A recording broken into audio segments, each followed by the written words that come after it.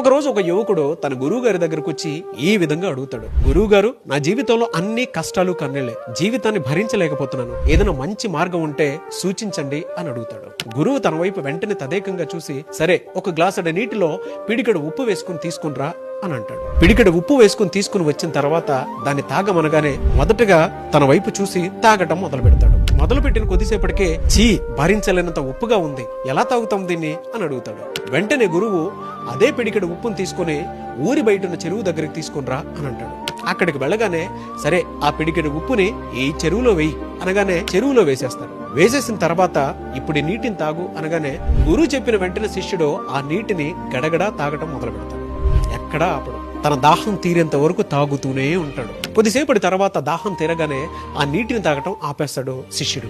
ఇప్పుడు చెప్పు, ఆ నీరు బాగున్నాయా ఈ నీరు బాగున్నాయా అని గురువు గారు అడగగానే శిష్యుడు ఈ విధంగా బదిలిస్తాడు, అది చాలా ఉప్పగా